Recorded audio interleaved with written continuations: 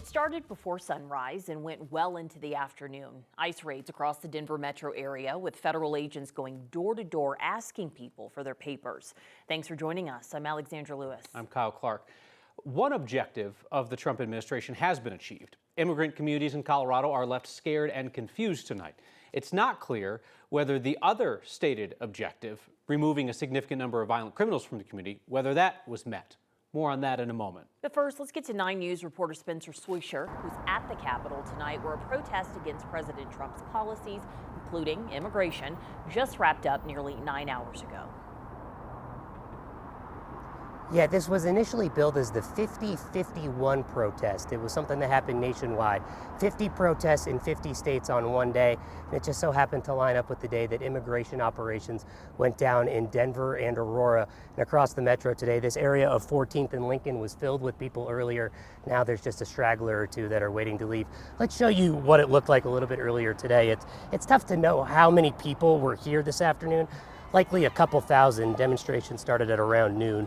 Police and state troopers had most of the streets directly circling the Capitol blocked off. But a few times, nearly the entire group that was here would take off and march, including one march that went to the Auraria campus and then back here to the Capitol. Police did their best to block traffic, but the marches and the routes appeared to be unannounced beforehand. From what we've seen, it remained largely peaceful, though we did see one person who was arrested near Civic Center Park. One of the protesters that we talked to told us he's an immigrant. We asked him why he came to protest here today and what it felt like to be here. It's heartwarming because I think it's very easy to be online, to read newspapers, to watch the news, and to feel completely hopeless and feel like you're by yourself. And you come out here and you hear the chants and you start to speak to people and you realize, no, actually a lot of people feel the same. There are a lot of different causes that brought people here today. Elon Musk, chants about Donald Trump, obviously, others about immigration, education, and then there were some people who were upset about the president's comments yesterday about taking over the Gaza Strip. Live at the Capitol, Spencer Swisher, 9 News. Along the protest route, Denver police are investigating a crash that seriously hurt one of their officers tonight. DPD says it happened at West 13th Avenue and Lottie Street, involving a motorcycle officer and another driver. The other driver stayed there at the scene. Police don't believe the crash is related to those protests in any way. As we discussed, there is fear and confusion among immigrant communities across the Denver metro area tonight after those ICE raids targeted homes today. They started early in the morning, federal officers going to at least 7 locations, including apartment complexes and a mobile home park in Aurora, Denver, Thornton, and Arapahoe County. ICE said its plan was to target more than 100 members of the Venezuelan gang Tren de Aragua. As of this afternoon, the agency pointed to one arrest of a suspected TDA member wanted for a crime in another country. ICE said that these were targeted raids, going after violent criminals. Witnesses in some locations told us a different story today, that agents were going door to door asking people to present identification. Denver's Homeland Security Office gave us the opportunity today to ask one question of the man in charge. So I asked about that. You talked about this being targeted enforcement against known individuals. We've talked to witnesses when we've reviewed doorbell camera.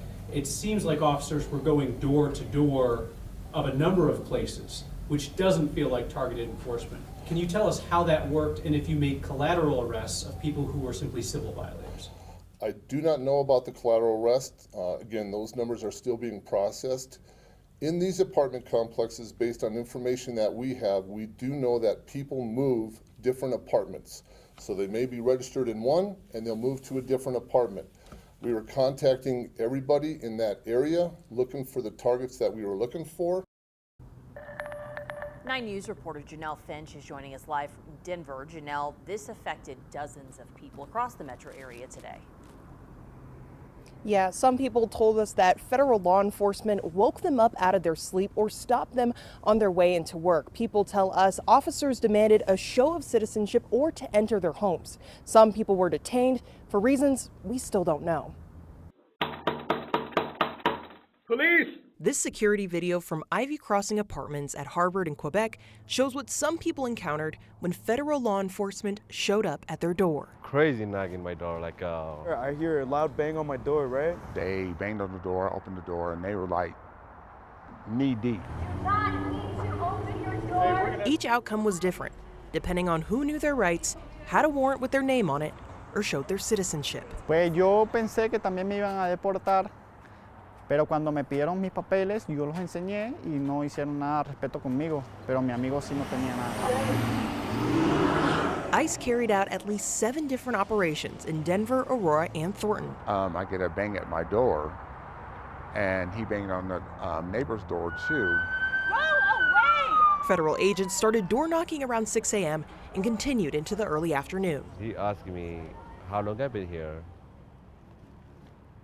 I told him I'm a citizen. You don't have to ask me any question. Sorry. You know, I did end up showing them my ID and everything else because I was scared. They had their foot in the door, and I felt like if I were to try and shove it more, they would have just barged in and arrested me and everyone else in the house.